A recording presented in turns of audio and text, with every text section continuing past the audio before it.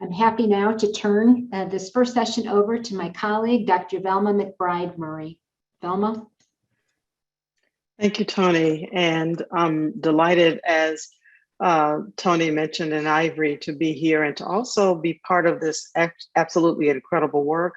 As Tony mentioned, she served as a great model. My day job is I'm a university professor at Vanderbilt University, and I cross both the School of Medicine at Vanderbilt and also Peabody College, and in the Department of Health Policy in the medical school and Department of Human and Organizational Development in Peabody College. I've been a part of the culture of health work since its first inception by the National Academy of Medicine and Science, and I'm just really delighted to have been able to have the opportunity to continue this work. And particularly as I've seen this work evolve into where we are today, which is looking at ways in which we can move the field forward as it relates to health equity and designing and evaluating the work that we do in the context of equity lens. And I had the great fortune of being able to be part of President Biden's executive order launching of an evaluative meeting where the focus was really on how the Office of Management and Budget could begin to think of ways to measure and assess health equity from an evaluative perspective using a health equity lens. So this furthers a lot of the work that the President Biden wants to really see come to fruition in this executive order as it works toward advancing the opportunities available to underserved communities through policies. And so I'm delighted to be here and to also introduce this incredible panel. And I'll start with the first presenter is going to be by Jonathan Heller. Jonathan is a Senior Health Equity Fellow in Population Health Institute at the University of Wisconsin. And I also remind you that a summary of their bio is included in the briefing materials. I'd also like to introduce the second panelist is going to be Manuel Pastor. And Manuel is a distinguished professor of Sociology and American Studies and Ethnicity, and also the director of the Equity Research Institute of the University of Southern California. And the last presenter on the panel is Danielle Berman. She is the Senior Evidence Analyst in the Office of Management and Budget Office of the President of the United States, President Biden. We welcome our panelists to be part of this discussion today.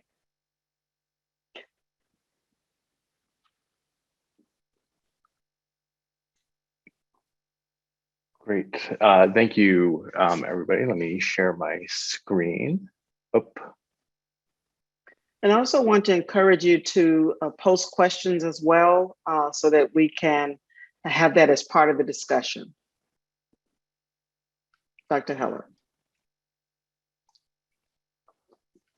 Great. Okay. Well, thank you very, very much for inviting me to be part of this much needed discussion. It's an honor to be on this panel with Manuel, a longtime friend and colleague, and with Danielle, who I'm just meeting for the first time. I am not an evaluation expert, so I come at this from a bit from the outside, but I hope I can provide some important context about advancing health equity. And in particular, I'm going to make the case that we need to focus on and evaluate efforts to build community power if we truly want to advance health equity. How are power and health equity linked? The same populations that face inequities across the determinants of health, housing, employment, education, incarceration, et cetera, the same populations face inequities across all of those. And power imbalances lay underneath those inequities. Those facing inequities lack power and have been historically disenfranchised. And on the flip side, those in power benefit from inequities and from the status quo. They push back against policy change that would address inequities and hurt them, typically financially. You can think about a housing developer, for example, pushing back against a requirement to build affordable housing by donating to the campaigns of city council people. And as we know, that people who have power use forms of oppression based on race and ethnicity and class and gender, on sexual orientation and other characteristics to maintain their power. And so power and oppression are really deeply intertwined, two sides of the same coin. So the only way we're really going to achieve equity is by focusing on a rebalancing of power. So how can we understand that concept of power? There are many frameworks out there, including some put out by Manuel, that are incredibly helpful for this. We need to look at those frameworks and develop a theory of change from them. And we need to use those frameworks to analyze power dynamics in our specific contexts, and then develop strategies to rebalance power based on that analysis. And we need to then measure the impact we're having in refining those strategies and those frameworks. So that really this all needs to be the backdrop for any of our evaluation efforts around health equity. Balancing power has two components. One is limiting the power of those who currently have too much of it, and things like campaign finance reform are part of that. But the other part of it is building community power. Community organizing groups, which are also called grassroots organizing groups or base building groups, are critical parts of building community power. And by community organizing group, I mean an organization that helps a community identify common problems or change targets and mobilize resources and develop and implement strategies to reach their collective goals. Those organizations bring people who identify as being part of a community together to solve problems that they themselves identify. And it works to develop civic agency among individuals and communities to take control over their lives and environments. In other words, it works to build power. So one framework for thinking about power is the three faces of power framework that was first developed by Lukes in the 1970s, but has been expanded upon by many. The three faces include the visible face of power, the first face, which is about essentially what happens in a city council meeting. It's the decisions that are being made in a public venue, and we can organize people and resources to get politically involved and influence those decisions. The second face of power is more hidden, and it's about how do you get something onto the city council agenda, or importantly, how do you keep it off of the city council's agenda? And that involves building durable long-term political infrastructure, networks, and organizations that are aligned around shared goals and that shape political agendas. And the third face of power is about making a policy change seem like common sense, or making a policy change seem like it's crazy. It's about making meaning on the train of ideology and worldview. So if you think about our focus in this country on individualism, that is a worldview that we really have and embrace, and it makes it much harder to do work on, for example, the social determinants of health. I want to dig into each of these three faces quickly and just talk a little bit about them and a bit about evaluation in each of them. So on the first face, health practitioners regularly engage in decision-making about health programs and initiatives, and we use data and research and communications and advocacy and lobbying to educate policymakers and influence their decisions. Building community power and advancing equity can be accomplished by intervening in public decision-making alongside those facing inequities. For example, supporting a community organizing group's campaign with research and framing.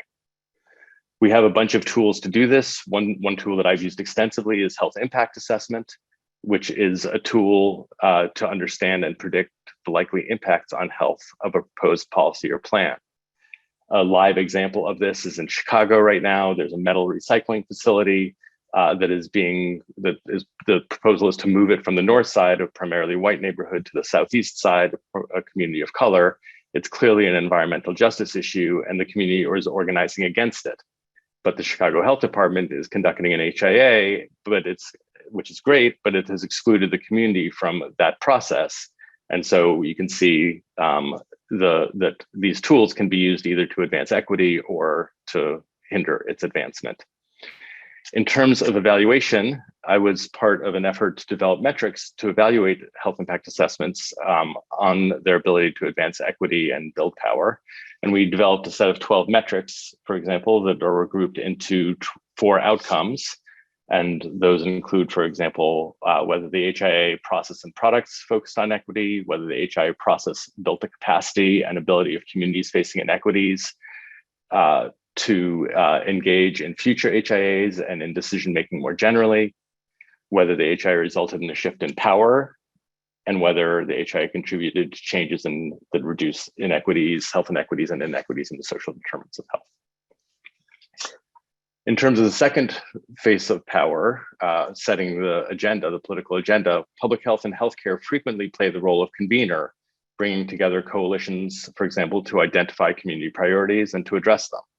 These coalitions typically develop a set of interventions and advance a proactive agenda. These activities can be carried out with an explicit focus on equity and on building power with those who are most impacted by inequity. We can work with community and labor groups. They can be key allies in those coalitions, and their members can have a strong voice in moving the coalition decision-making forward, even being the final arbiters of decisions. As an example of a implementation of something around the second phase of power at Human Impact Partners, where I was previously, we worked on a project funded by the California Endowed. We'll be hearing from them later. That was called Power Building Partnerships for Health, that intentionally built relationships between health departments and local organizing groups to build that political infrastructure to change what's on the political agenda.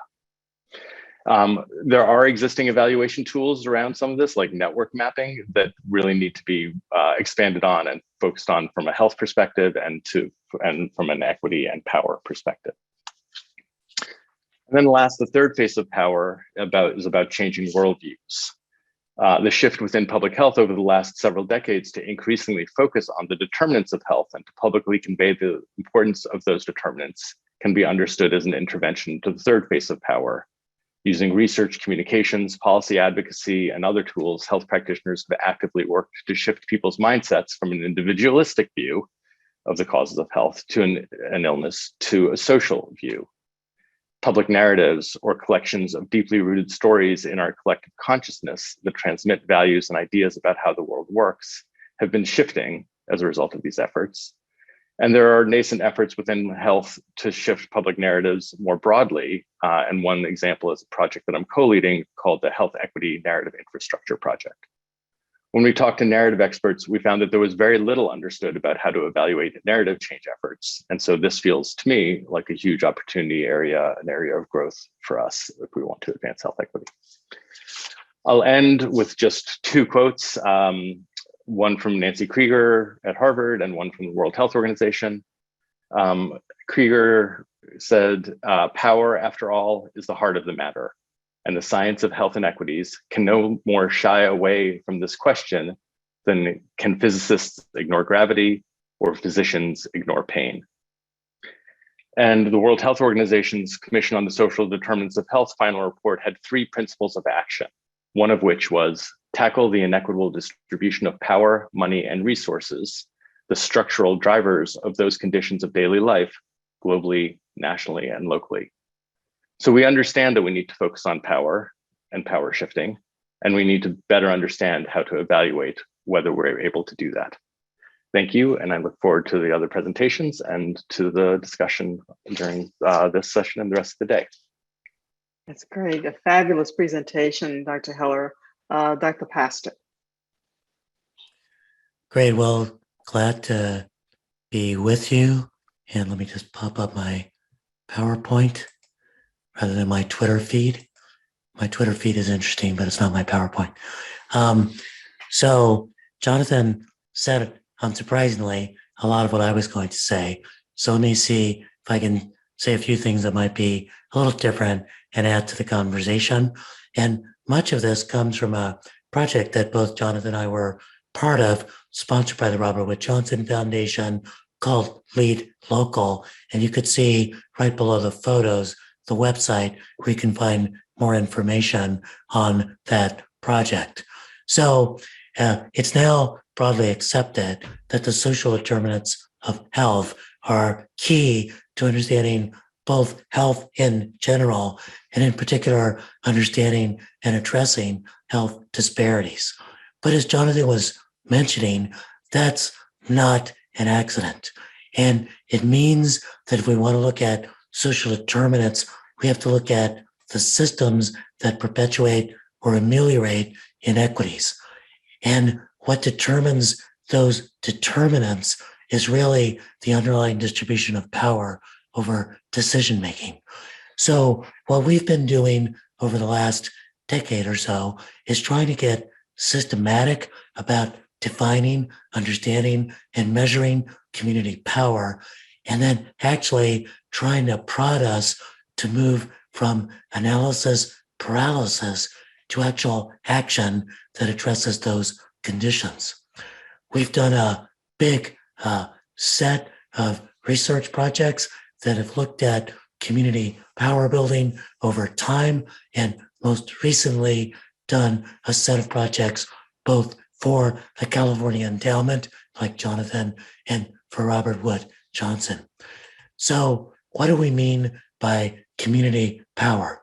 We mean the ability of communities most impacted by structural inequities to develop, sustain, and grow an organized base of people who act together collectively through democratic structures, to not just influence policy, but to deal with the other faces of power that Jonathan mentioned, to set agendas, to shift the public discourse, to, yes, influence decision makers and policy makers, but to also get into the aspects of governing power, which means cultivating ongoing relationships of mutual accountability between policymakers and communities that can change systems and advance health equity.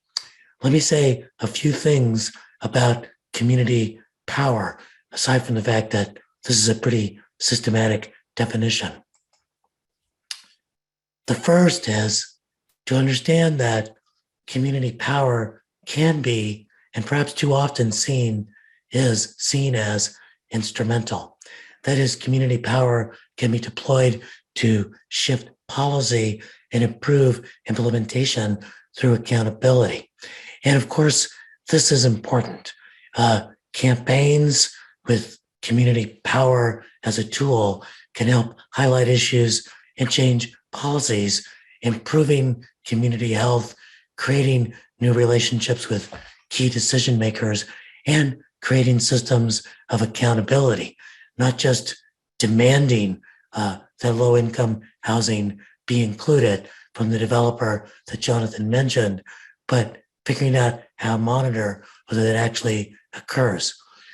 But too often we forget that community power is not just an instrument. It's not just a way to achieve a policy objective.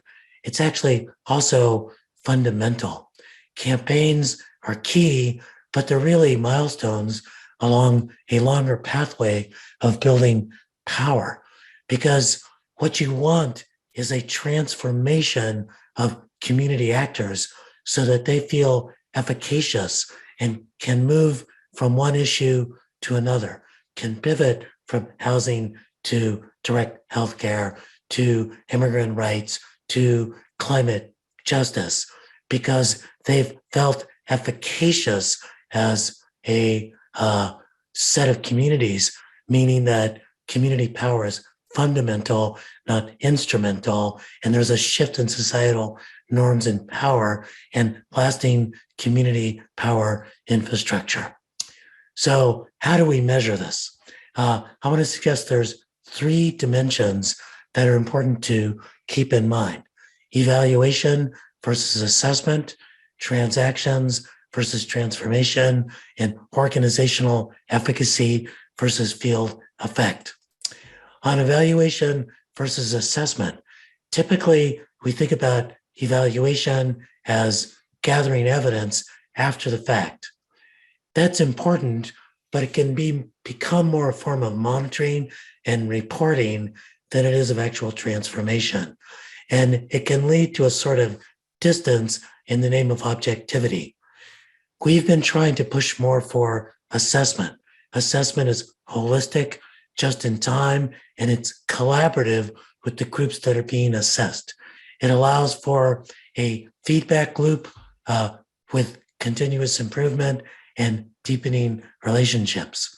If you think about the evidence gathering that's taken place during this time of COVID, it's often been a little more messy, just in time, and collaborative. It's been confusing, but it's been richer in terms of being able to address the crisis. And the communities that we want to build power in are actually much more in crisis all the time. And we need assessment versus after the fact evaluation. Second key point is needing to think about transactions versus transformations. We often, when we do evaluation, ask, what can we measure, rather than asking what counts.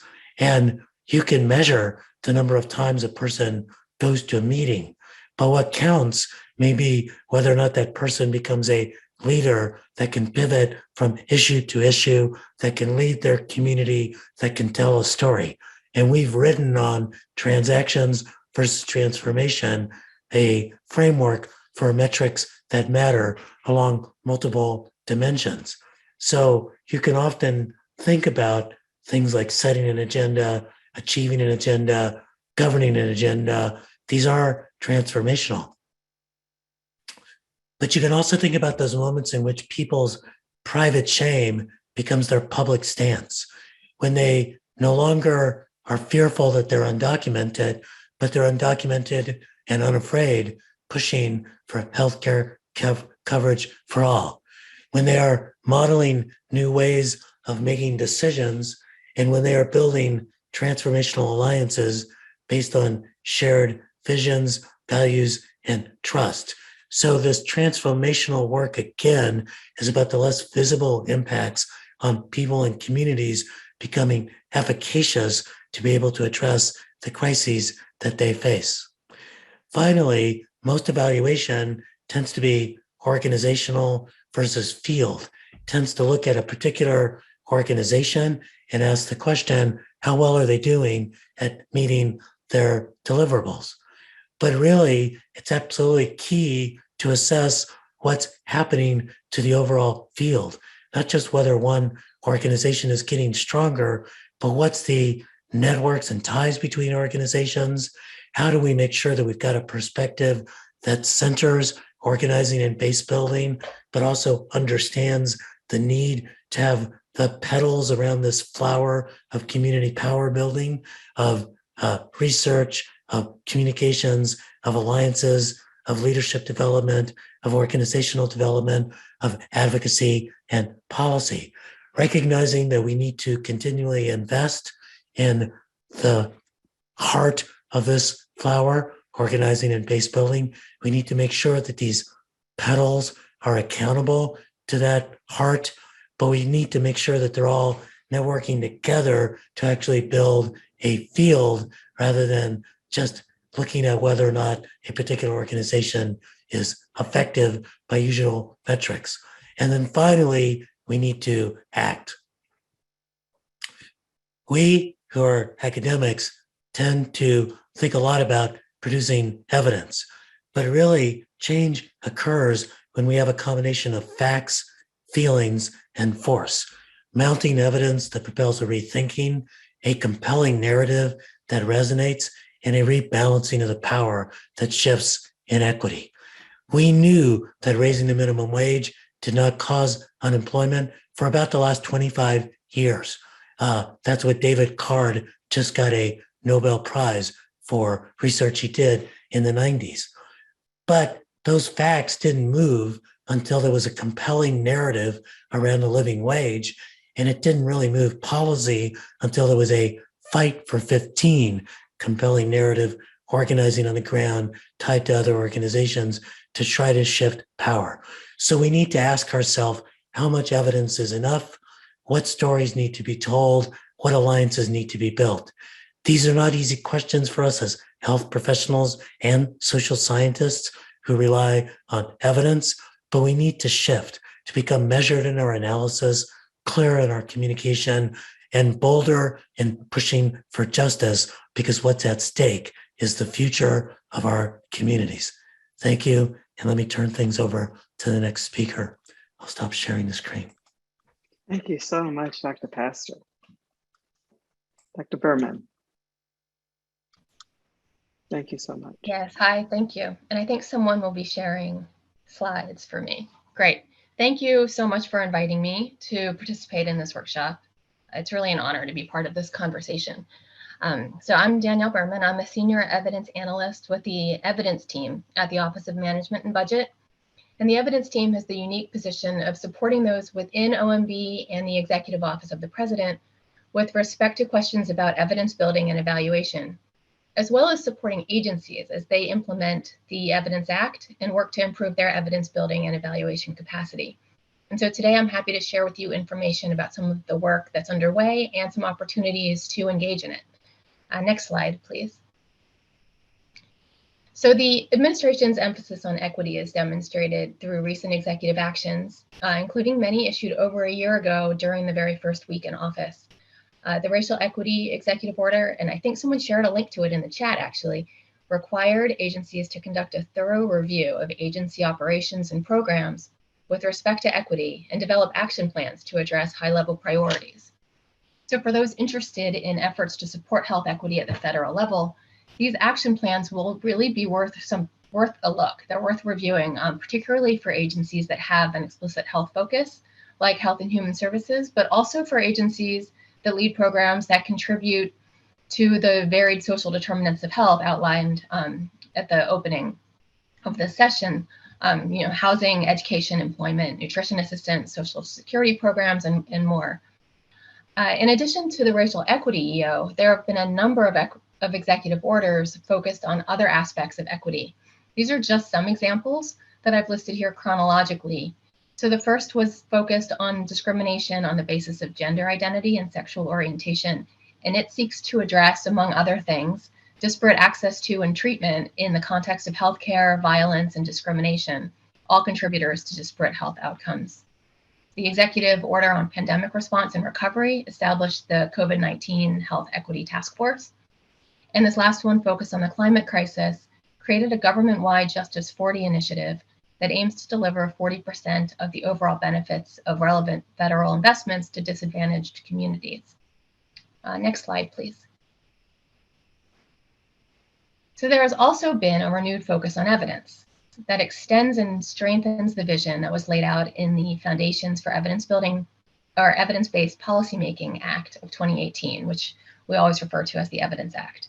And so the Evidence Act required the establishment of key officials in all major federal agencies and required that they develop learning agendas, annual evaluation plans, and capacity assessments that looked at agency capacity for research, evaluation, statistics, and analysis.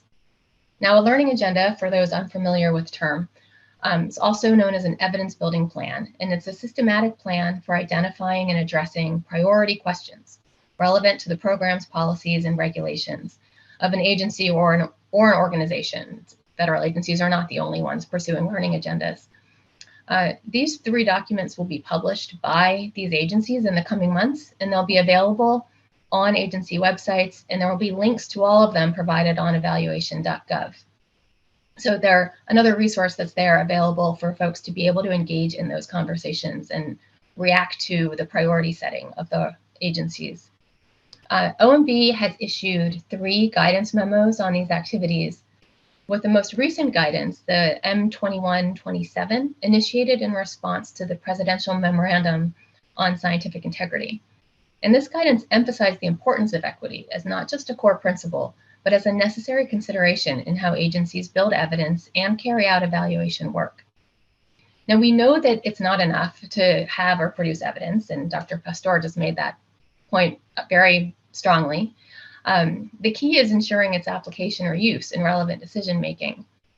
And from where I sit, in terms of the people that I work with, doing this really requires making key findings available, timely, and relevant to those making these decisions, providing insights in ways that can be applied to policy and program design, and when possible, partnering with evidence users on the front end as questions are defined to facilitate its eventual use. And so that's another reason why these learning agendas can be so powerful given that there's an actual requirement to engage with stakeholders in their development, and the notion that they are living documents to be reviewed and revisited annually. Next slide, please. So you can see the convergence of this imperative for evidence use and evidence building with a focus on equity in a number of cross-agency initiatives currently underway. And these are just some examples. These efforts are not specific to health equity concerns, but they do provide some concrete opportunities to develop and implement and test strategies intended to improve equity broadly. So each of these that I've shared here, and there's links, I think that the slides will be shared, has components with real potential for improving health equity, whether it's the work that's underway with the Equitable Data Working Group on disaggregated data and other strategies to support analysis of disparate outcomes, or things like funding WIP program modernization and various housing programs in the American Rescue Plan, or the focus on improving customer experience and reducing barriers to program access in the President's management vision. The bipartisan infrastructure law also has substantial investments in environmental justice, including a focus on clean drinking water and pollution reduction. And many of the efforts being developed and implemented in line with Justice 40 will also contribute to improved health outcomes by seeking to reduce the burden of climate change on disadvantaged communities and reducing exposure to pollutants, whether in the air or in homes. And there are many opportunities as these activities unfold to reinforce the importance of using evidence, evaluation, and other forms of inquiry to both inform the design and implementation of programs and evaluate their outcomes and impacts to provide evidence about their effectiveness. Next slide, please. But it's critical that the way that evidence is generated also reflects principles of equity. It's not superfluous to the process of generating this evidence.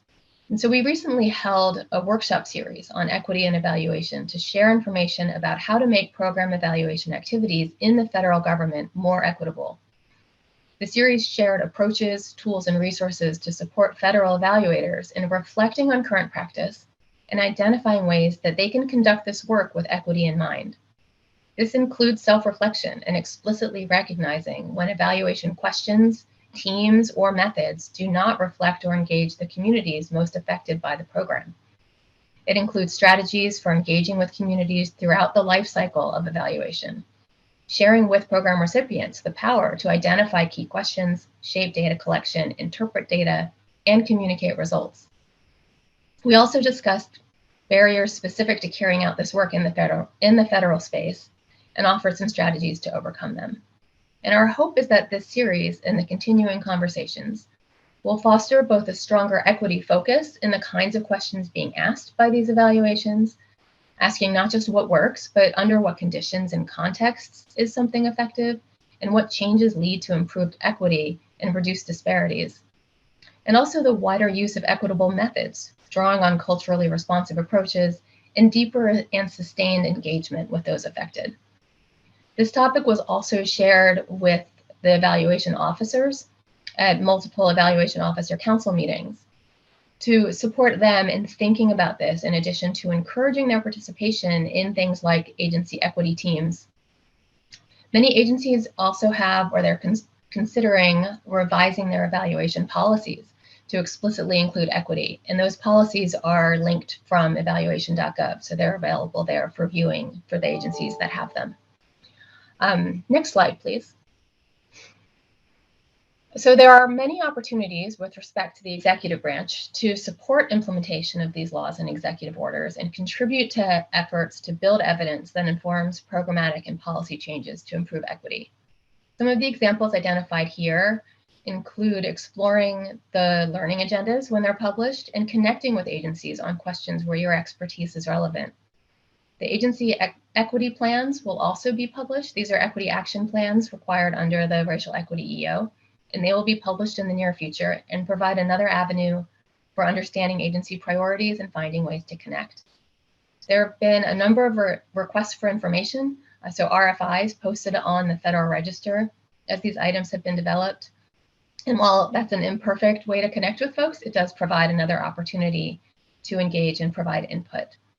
At OMB and on the evidence team, we'll be looking across equity action plans to understand what things agencies are doing around health equity, and working to connect the dots with priorities expressed in learning agendas and activities described in their annual evaluation plans. We're also actively working with agencies to encourage and support their efforts to evaluate the effectiveness of the many new investments and approaches that are being undertaken now as a result of recent laws. And we continue to explore ways to facilitate connections between agency officials and staff and the research community and communities affected by the various policies and programs to ensure that the best available evidence is brought to bear on decision-making and to support evidence to build evidence where it's needed. And I will pass things back to, I guess, the moderator at this point. Thank you.